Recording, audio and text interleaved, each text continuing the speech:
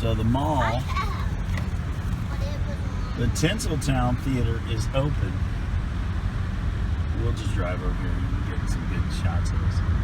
They had a fire. Even after the fire, it's open? Yeah, the Tinseltown is open, yes. Here. Let me hold it. Look at that. So you remember the mall? Look at that. You remember the small snow? No. We used to stop here all the time.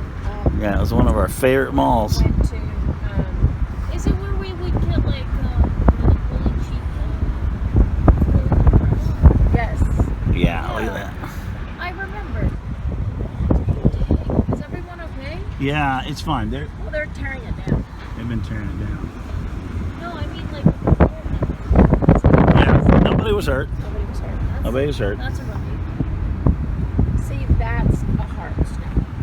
Yeah. That's what I was talking about. Such a big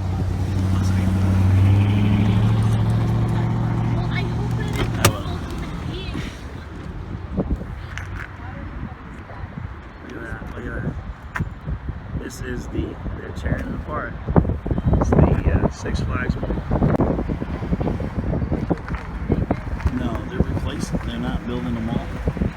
They're going to build a.